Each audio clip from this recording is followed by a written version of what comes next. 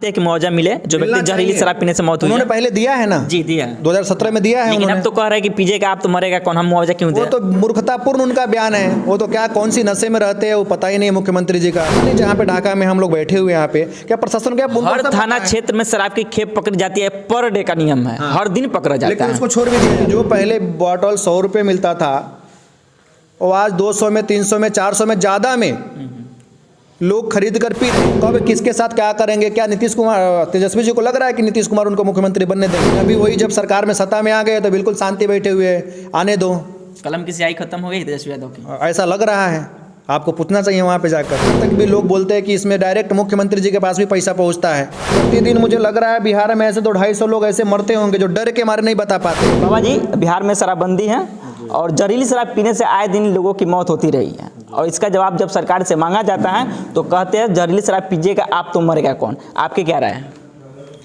नमस्कार। पहले तो सर्वप्रथम आपको शाह न्यूज, जैसे कि आप सभी देख रहे हैं, संपूर्ण बिहार में शराबबंदी कायदा 2016 में आया था।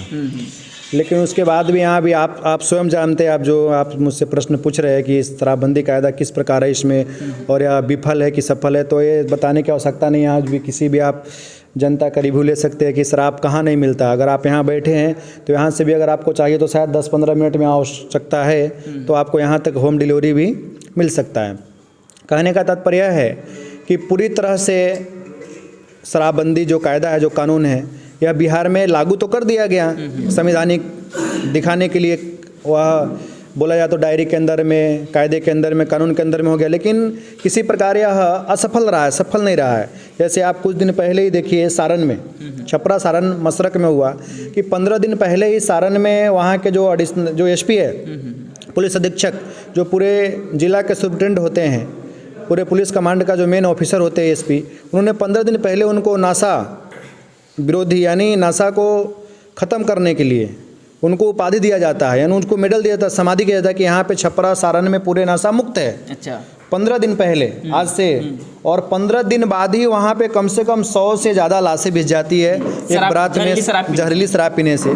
आदरणीय 4-5 दिन पहले सदन में आदरणीय मुख्यमंत्री नीतीश कुमार जी बोल रहे थे कि आप शराब पिएंगे तो मरेंगे ही, हम और प्रचार करेंगे। जब का शराबबंदी जो कायदा जब बना था कानून, उसमें पैरा नंबर 28 में क्लियर लिखा हुआ है, अगर जहरीली शराब पीने से किसी व्यक्ति का मौत होता है, पहले तो यह मैं बता दूं कि जो मरे हैं वह किसी न किसी पार्टी के वोटर है।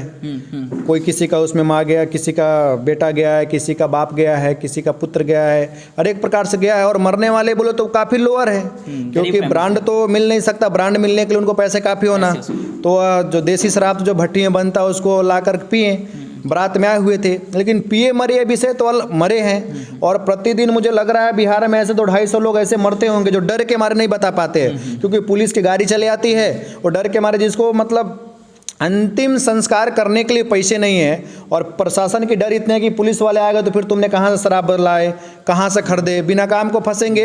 तो इतना जो न्यूज है जो आंकड़ा आ ही नहीं पाता है, आधिकारिक पुष्टि नहीं हो पाती है, क्योंकि डर के मारे उसके पास अंतिम संस्कार करने के लिए महाराज कम से कम भी किए तो अभी के समय में 5,000 रुपये खर्च होते हैं। उसके पास 500 रुपये नहीं तो 5,000 रुपये खर्च कहाँ से कर पाएंगे? ऐसे दफना दिया जाता है, फेंक दिया जाता है, और पुलिस वाले आ गए तो और ऊपर से पैसे दो उसको, तो गरीब लोग कहाँ से लाएंगे? लेकिन पैरोल नंबर 4 में 2017 में उस पर मुआवजा दिया गया है, शायद पश्चिमी चंपारण के विषय है, 17 में दिया गया है कि 4 लाख रुपए की प्रावधान है। अगर जहरीली शराब पीने से अगर कोई मरता है तो वहाँ का जो डिस्ट्रिक्ट मजिस्ट्रेट है, कलेक्टर है, वह एक वहाँ पे एक समिति बनाएंगे और गठित करके जो जहाँ से यह कांड हुआ है उससे किसी प्रकार कर उसको मरने वाले को 4 लाख रुपया के देने का प्रावधान है। ये आपकी कायदा बोल रहा है, या हम नहीं बोल रहे, आप नहीं बोल रहे, और न्यूज लिखित में जो पैरा नंबर 28 में लिखा हुआ है।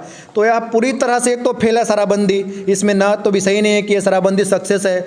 और रही बात हमें तो यहाँ तक भी लोग बोलते हैं कि इसमें डायरेक्ट मुख्यमंत्री जी के पास भी पैसा पहुँचता है, शराबबंदी का पैसा पहुँचता है, क्योंकि उनको पता है, अच्छी तरह से पता है कि शराबबंदी बिल्कुल विफल है, राजस्व भी खाली है बिहार सरकार का। मुझे ऐसा लगता है कि जो पहले बॉटल 100 रुपये मिलता था वो आज 200 में, 300 में, 400 में, ज़्यादा में लोग खरीद कर पी रहे। ऐसा नहीं कि नहीं पी रहे, लेकिन इस पे किसी प्रकार से भी अभी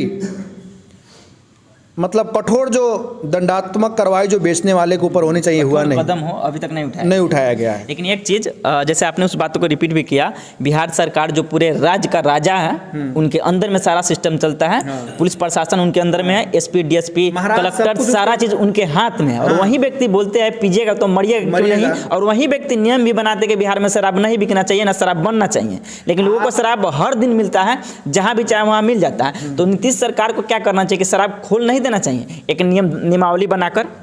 एक सन्यासी होने के नाते तो मैं ये नहीं समर्थन कर सकता हूँ कि खोल देना चाहिए, लेकिन जो उन्होंने कायदा लाया है, जो उन्होंने कानून को लाया है, मुझे लग रहा है अगर उनको लागू ही करना था तो उनको सब कुछ पता है, प्रशासन पूरा सिस्टम है, जिसकी सरकार होती है महाराज उसका सिस्टम पूरा उसका होता है, शुरू से पूरा तंत्र उनके पास है, तो उनको पता है कहाँ पर क्या नहीं है, कहाँ पर कैसे बिक रहा है, उनको पता करना चाहिए। लेकिन मुझे लगता है कि प्रशासन के अंदर ही, क्या यहाँ पे पुलिस वाले को पता नहीं, जहाँ पे ढाका में हम लोग बैठे हुए यहाँ पे, क्या प्रशासन क्या हर थाना क्षेत्र में शराब की खेप पकड़ी जाती है, पर डे का नियम है, हर दिन पकड़ा जाता है, लेकिन उसको छोड़ भी दिया जाता है, उनको थोड़ा मोड़ा पैसे मिल गया छोड़ देता है, उससे क्या होता है, सामने वाला बिकता है वो ले जाता है, थोड़ा पुलिस वालों को मिलता है सामने उसको भी, और गरीबी रही बात, सबसे बड़ी बात आपने पूछा, पहले भी चलता था, लेकिन पहले इतना मरण नहीं था।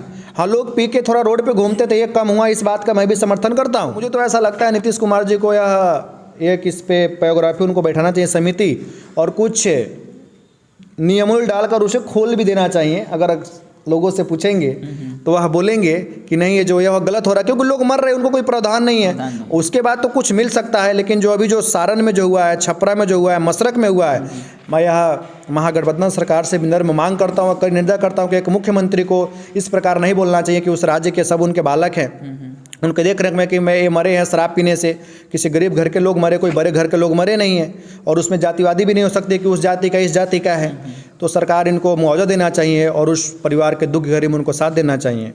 लास्ट संदेश अगर आपको देना हो कि शराबबंदी पे नीतीश सरकार को, उनके मंत्रिमंडल को, उनके अधिकारी को, तो क्या देंगे?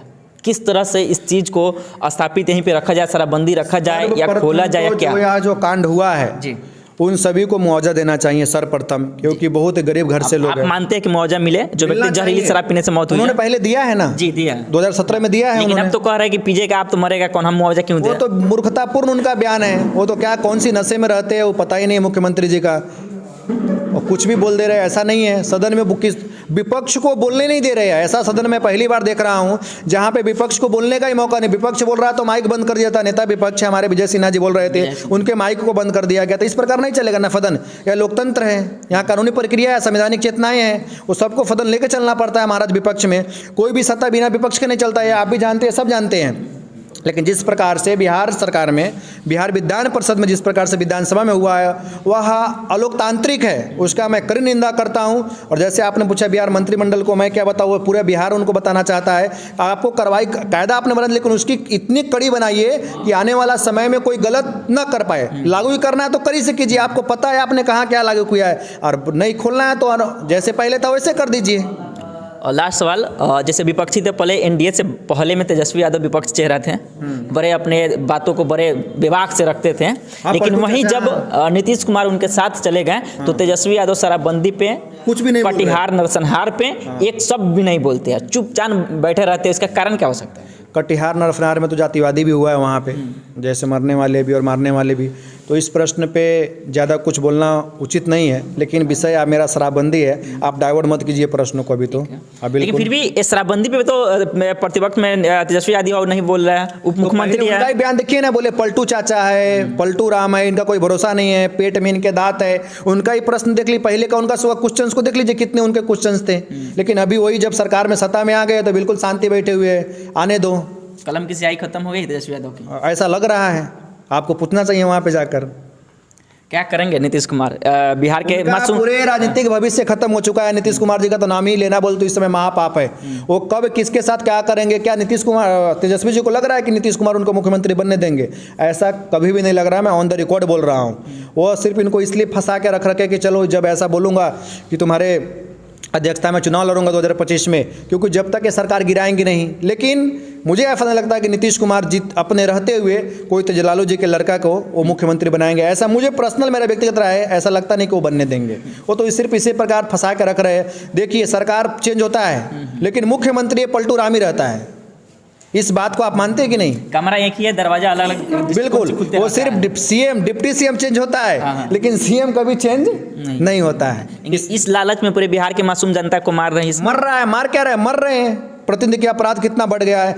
अभी ऐसा लग रहा है कि जो 15 साल पहले जो राज थी, अभी वो पुनः जंगल राज टर्न आ गया है। इसमें कोई दो राय नहीं है। लोग कहते हैं कि शराबबंदी सिर्फ नीतीश कुमार का सेल्फ डिसीजन है, अपने स्वार्थ में पूरे बिहार के मासूम जनता को मार रही है। क्या कहेंगे?